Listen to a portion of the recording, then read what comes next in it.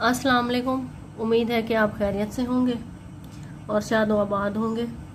आज मैं आपको पढ़ाऊंगी फैज़ अहमद फैज़ की शाहकार नज़्म याद। ठीक है, उर्दू तनकीद की बुक में से फैज़ अहमद फैज़ की नज़्म याद उसकी मैं आपको तशरीह करवाऊंगी इंशाल्लाह अच्छे तरीके से, कि आपको इंशाल्लाह दूसरी वीडियो देखने की ज़रूरत नहीं पड़ेगी। और लेक्चर शुरू करने से पहले मैं आपसे रिक्वेस्ट करूंगी कि अगर आपने हमारा चैनल अभी तक सब्सक्राइब नहीं किया तो अभी सब्सक्राइब कर लें, ताकि आपके पास लेक्चर्स जो है उर्दू पर वो आपके पास पहुंचते रहें। तो स्टार्ट करते हैं। पहला बंद है, दश्ते तन्हाई में ए जाने जहां लर्जा हैं, दश्ते तन्हाई में ए जाने जहां लर्जा हैं, तेरी आवाज़ के साए तेरे होंठों के सैराब, दश्ते तन्हाई में दूरी के खसो खाक तले, खुल रहे हैं तेरे पहलू के समन और गुलाब। किस कदर खूबसूरत अल्फाज का चुनाव किया गया है, बेहतरीन अल्फाज, नर्म अल्फाज। ठीक है, इसकी तशरीह पढ़ते हैं।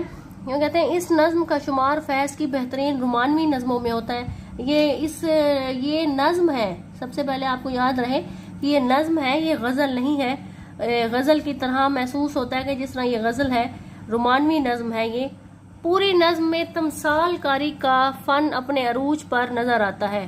फैज़ का गन्नाई लहजा कारी को अपनी गिरफ्त में ले लेता है, जो शुरू से आखिर तक कायम रहता है। एक लय है इस नज़्म में, जो शुरू से हम पढ़ना शुरू करें तो आखिर तक इसमें खो कर रह जाते हैं।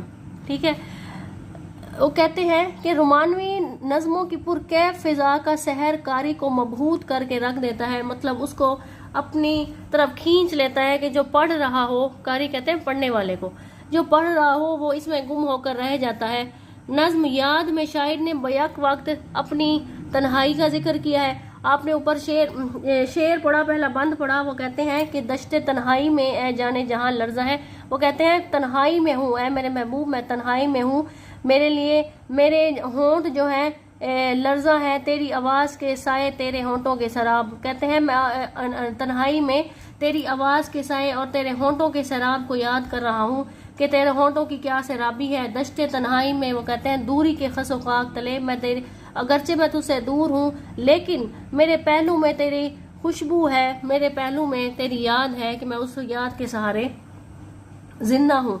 ठीक हो गया। नज़्म याद ने शायर ने बैक वक्त तन्हाई का इजहार, फैज़ इसमें तन्हाई का जो है इजहार कर रहे हैं, इंतज़ार कर रहे हैं, उनको उदासी है, हिज्र विसाल है, मतलब उसकी कैफियत है। इन सब चीज़ों को उन्होंने जमा कर दिया है और महबूब को याद कर रहे हैं, उसके होंठों को याद कर रहे हैं, उसके पहलू को याद कर रहे हैं कि मैं तेरे पहलू के साथ जो खुद को महसूस कर रहा हूँ कि जैसे मैं ये तेरे साथ हूँ। ये नज़्म उनके ज़माना असीरी की एक बेहतरीन तख्लीक है।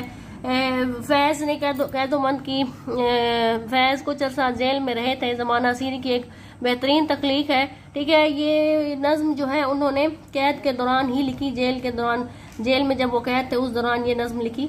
तन्हाई और इंतज़ार का मौजू उनकी शायरी में ज़्यादा नुमायाँ होकर सामने आया है।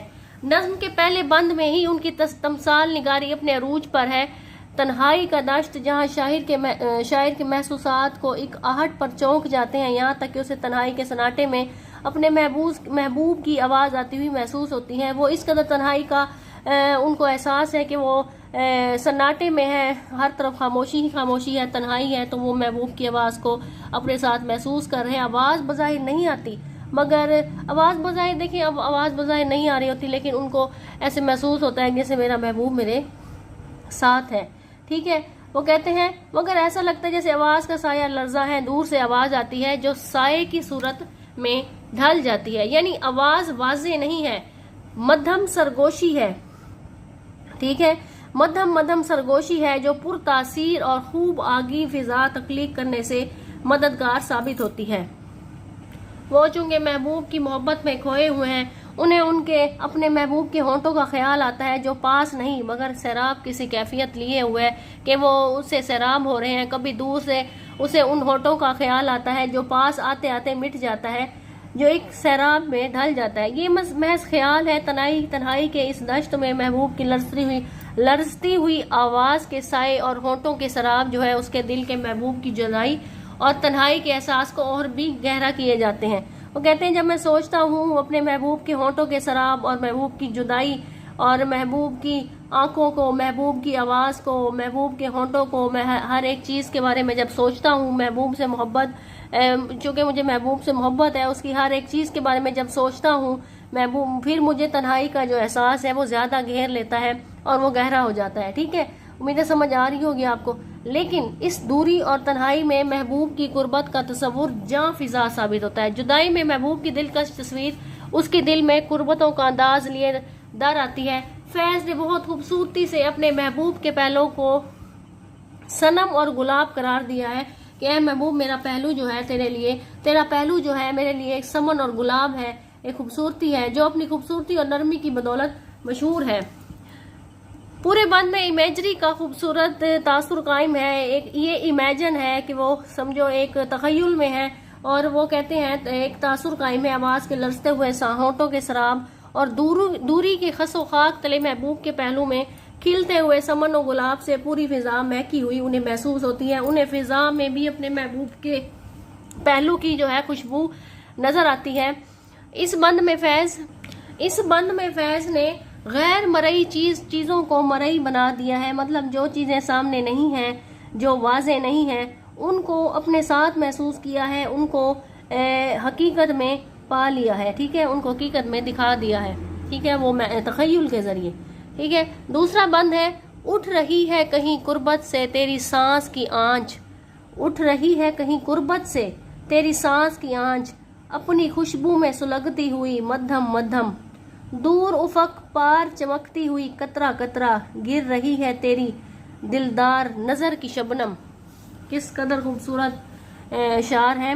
تشریح دیکھتے ہیں۔ وہ کہتے ہیں اس بند میں شاید دشت تنہائی سے تھوڑا آگے بڑھ کر محبوب سے ہم کلام ہوتا ہے اور اس کی قربت کی احساس اس کو سلگتی ہوئی آنچ دیتی سانس سے ہوتا ہے۔ محبوب کی سانسوں کو شاعر اس طرح محسوس کر رہا ہے کہ وہ اس کے قریب ہی کہیں آنچ دے رہی ہو، اور اپنی خوشبو آپ سلگتی ہوئی سانسوں کی آنچ اپنے بہت قریب محسوس ہو رہی ہے۔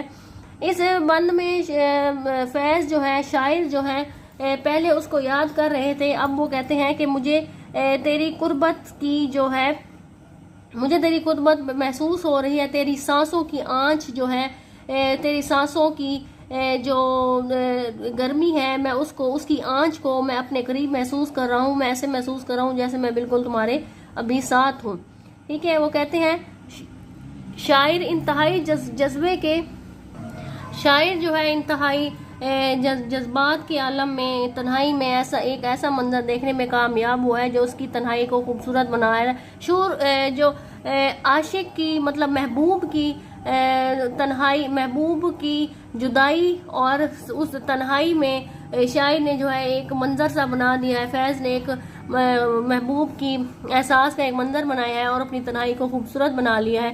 محبوب کی مہکتی آنچ دیتی سلگتی سانسوں میں قربت کا نشہ ہے، اور ساتھ ہی ساتھ محبوب کی محبت بری نظم کی شبنم اس کے دل کو سکون دے رہی ہے، اور قطرہ قطرہ اور مدھم مدھم کے لفظ سے لفظ میں موسیقیت پیدا ہو گئی، الفاظ کا تکرار پیدا ہو گیا ہے۔ ٹھیک ہے، یہ فیض کا مخصوص گھنائی انداز ہے جو اپنے محبوب کو اپنے تصور میں اتنا قریب دیکھ رہے ہیں کہ صرف اس کی سانسوں کی مہک ان کے اندر اتر رہی ہے، بلکہ سانسوں سے مہکتی سلگتی آنچ کی مدھم مدھم لوگوں کو بھی اپنے دل میں محسوس کر رہے ہیں۔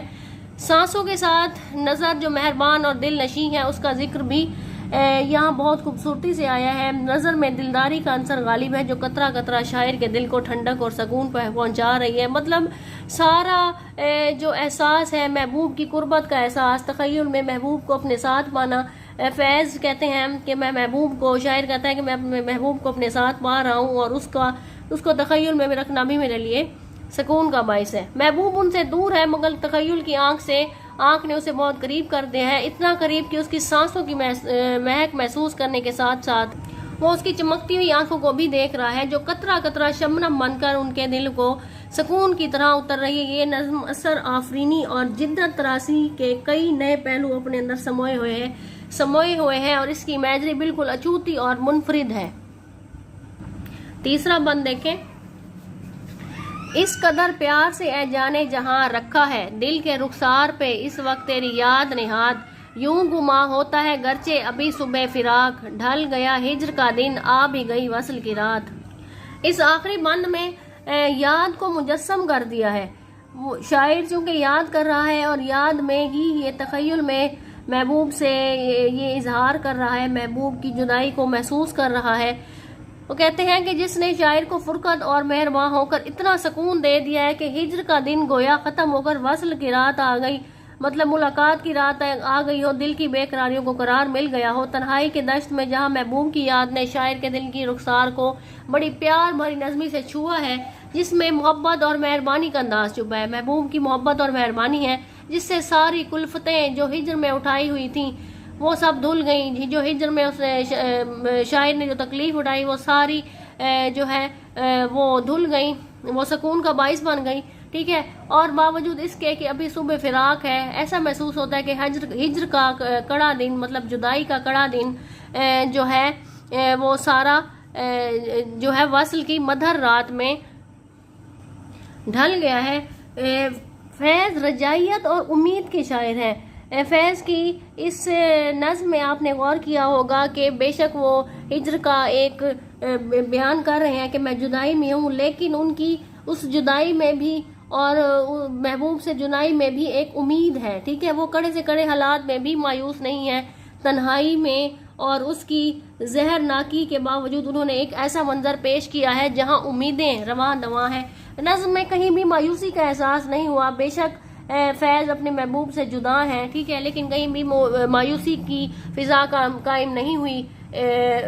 مطلب شروع سے لے کے آخر تک جو پڑھتا ہے وہ واقعی اس میں کھو جاتا ہے، ٹھیک ہے۔ جہاں امیدیں رواں دواں ہیں، ساری ویرانی اور مایوسی جو ہے بدل گئی ہے، ایسے محسوس کروا دیا ہے فیض احمد فیض صاحب نے کہ وہ واقعی محبوب سے ان کا وصل ہو گیا ہے، ٹھیک ہے۔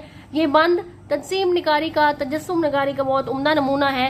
یاد کے مہربان اور خوبصورت ہاتھ نے کس طرح دل کے رخسار کو چھوا، یاد نے کس طرح مہربانی کے ساتھ خوبصورتی کے ساتھ دل کے رخسار کو چھوا اور ساری کائنات جو ہے بدل کر رہ گئی۔ مایوسی اور اداسی، امید اور رجائیت، تنہائی جو ہے وہ اس میں بدل گئی۔ وہ وصل جو جانے کب ہوگا، وہ ملاقات، وہ ملنا، وہ سکون کی گھڑی پتہ نہیں شاید کب آئے گی۔ ہجر میں کوئی بھی اس کی لذت محسوس ہونے لگی ہے، ٹھیک ہے۔ پوری نظم شاعر کی مہارت کا ثبوت اور تمثالیت کی عمدہ مثال ہے۔ اس نظم کے حوالے سے باقر مہدی لکھتے ہیں، نظم یاد تو یادوں کا تراشا ہوا ہیرا ہے جس کا ہر ایک مصرع ایک نئے انداز کا اظہار ہے، اور اس طرح جدید شاعری میں ایک امیجری اور ایک کا اضافہ ہے۔ تنقیدی حوالے سے ہم نے یہ نظم دیکھی تھی، ٹھیک ہے، لیکن اس میں کوئی مطلب تنقیدی پہلو نقاد نہ نکال سکے۔ امید کرتی ہوں کہ آپ کو یہ لیکچر سمجھ آیا ہوگا۔ اگر آپ کو ویڈیو پسند آئی ہے، لیکچر پسند آیا ہے، تھوڑی سی بھی سمجھ آئی ہے تو ہماری ویڈیو کو پسند کیجیے گا، لائک کیجیے گا اور چینل کو سبسکرائب نہ کرنا بھولیں، یاد سے کریں، ٹھیک ہے، تاکہ ہماری ہر لیکچر جو ہے سب سے پہلے آپ کے پاس پہنچے۔ شکریہ۔